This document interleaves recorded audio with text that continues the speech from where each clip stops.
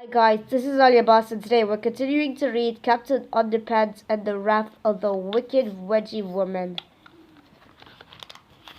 George and Harold were gathering their new and improved Friday memo copies into small piles when Mr. Crow came into the office. Hey, Mr. Crow shouted. What are you troublemakers doing here? Miss Admiral told us to pass the Friday memo to all the classrooms, said George innocently. Well, make it snappy, yelled Principal Crop. Suddenly, Harold got a sneaky idea. He took out a blank piece of construction paper that Miss Ribble had given him earlier. Hey, Mr. Crumb, said Harold, will you sign this retirement card for our teacher? Mr. Crumb grabbed the card from Harold and eyed it suspiciously. This card is blank, Mr. Crumb growled.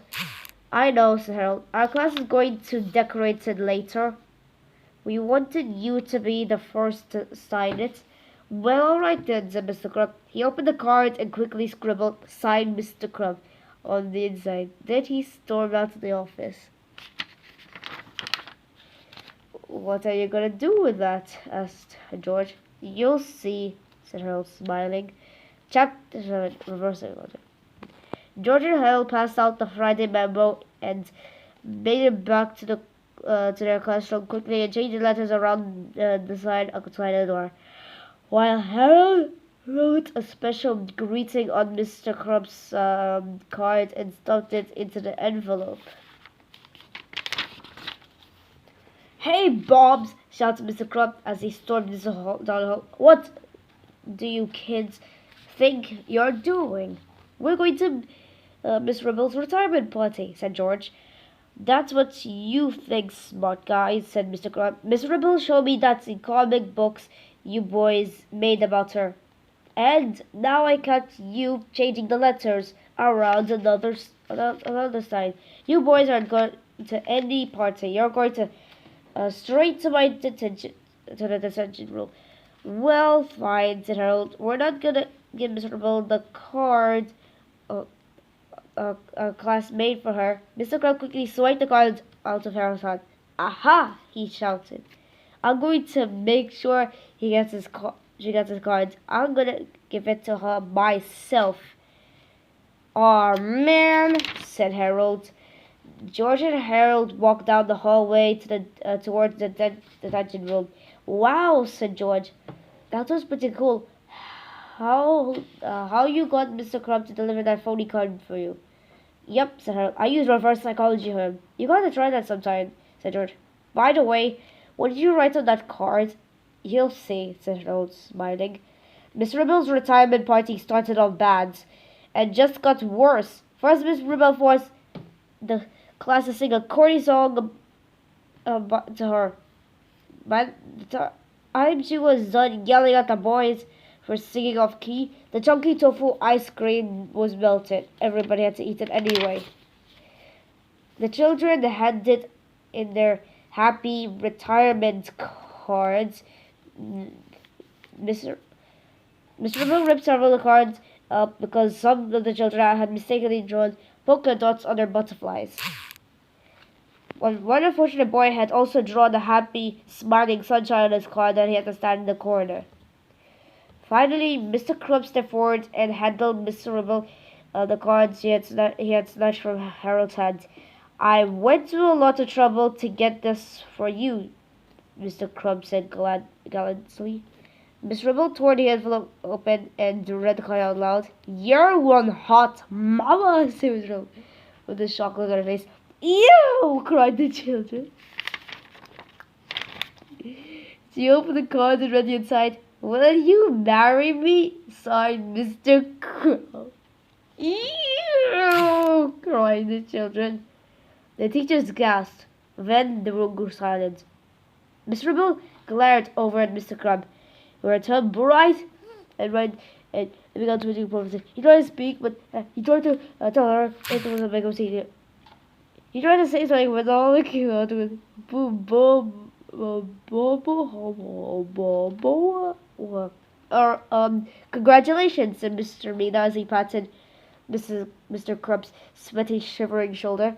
Yes, congratulations, shouted Miss Admiral. This will be the best wedding in the whole world. We can have it here at the school. I'll wait for Saturday. I'll plan everything. You lovebirds don't have to worry about a thing. Uh, great, thanks, said Mr. Roll, looking quite angry and confused. Bo bo bo bo bo bo bo bo. The following week at Jerome Point Elementary School was already one the weirdest one they had in a while. For example, none of the kids had shown up at school on Monday, but Mr. Crow noticed. Hey, where is everybody today? Asked Mr. Ruckington. Boom, boom, boom.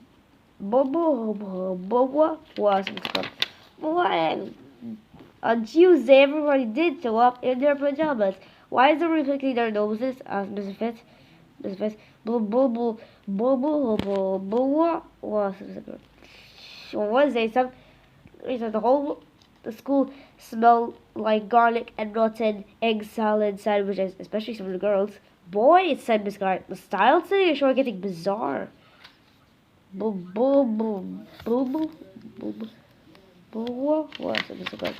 Ah, there's a football in the lunchroom, shouted Mr. Roth. And the football team is destroying the teacher's lounge. Boom, boom, boom, boom, boom, boom, boom. Now, nobody was sure why they apparently there was a mix-up with the dress code and the yearbook photos. Our school pictures are ruined, shouted mistaken. What's Mr. Crump? Yes, it was a week, alright, but the big wedding's about a one day and things are really like that. The big wedding. It was Saturday, the day of the big wedding. Miss Ambrose, truth, her world had taken care of everything. In just 1 week, she transformed the gymnasium into a beautiful wedding hall, complete with food, decorations, and even a 6-foot tall ice sculpture. All the children were dressed in their finest clothes. Even Harold wore a tie. Man, said George, I can't believe we had to go to school on a Saturday. I know, said Harold. Why couldn't they have this wedding during Monday's math test? Soon the organist began to play. The Robbie walked down the aisle. He approached George and Harold to talk to the boys. I've heard a lot about you two, said the Robbie. I don't want you boys playing any of your tricks today. Silly Robbie, said George. Tricks are for kids. Believe it or not, George and Harold had not planned any pranks for the big wedding. They had no joy buzzers up their sleeves, no squirty flowers in the naples, no whoopee cushions on their chairs. They were on their best behavior. Nothing could go wrong today. In no time at all, Mrs. Ribble and Mr. Crump were standing in front of the Robbie, looking quite ill. The Robbie asked Mr. Crump if he would take Miss Ribble as his lawfully wedded wife. Boom, boom, boom, boom, boom, boom, boom, boom, said Mr. Crump. Then the Robbie asked Miss Ribble if she would take Mr. Crump to be her husband. There was long silence. Everyone leaned forward. Miss Ribble looked nervously from side to side. Suddenly she shouted at the top of her lungs, "No!" Miss Ribble turned to Mr. Crump and jabbed her finger into his shoulder. "Listen, Crump," she said. "I can't marry you. Hurry, aw, that's too bad," said Mr. Crump. "You're a mean, cruel, and vicious man," said Miss Ribble. "And I respect that. It's just what?" asked Mr. Crump. "It's just your nose," said Miss Ribble. "You got the most ridiculous nose. I never seen anything quite like it. I just couldn't marry somebody with such a silly nose." Mr. Crump got angry. "Well, fine," he shouted. "I didn't want you to marry anyway. It was all George and Harold's fault. They tricked us." Suddenly, everybody in Jennison looked and turned at George and Harold. "Time to go," said George.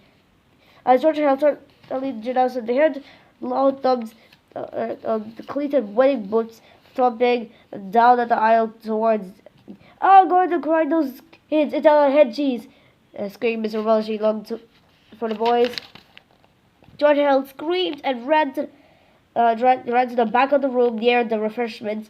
They hid behind two large wooden pillars. Miss Ribble approached the pillars and and grasped them with her mighty hands. With a horrible roll, she pushed the right pillar over and landed on the back of the luncheon table, causing the front of the table to flip in higher. Unfortunately, this sent all the food to the ground.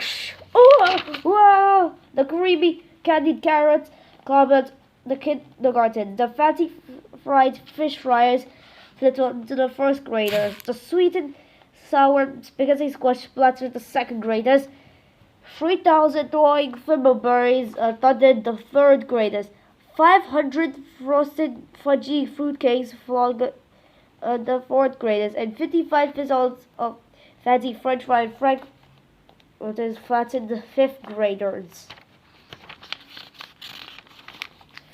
By now, you're probably worried that the wedding guests have nothing to drink while their lovely appetizer is. Well, rest assured, the second pillar took care of that. Miss Ribble pushed the left pillar into the fruit display, causing it to topple over, sending two large watermelons to crash down into oversized punch bowls. This created two enormous splashes of tropical fruit-flavored punch, which rained down upon the wedding guests like torrential downpour. Now, no wedding is complete without a wedding cake, and when Mrs. Ribble kicked the ice sculpture over, the resulting crash, the beautiful double-decker cake, flipping out into the air over Miss Ribble's head. "I've got you now!" screamed Miss Ribble. As she grabbed George and Harold by their neckties. Splat! George and Harold undid their ties and ran out of the gymnasium, screaming. "Man!" cried Harold. "I thought we were going to be dead meat." Well, it's Saturday," said George. What do you think is going to happen with George and Harold in the next 6 chapters? But make sure to find out next time. And thanks for watching, and please subscribe.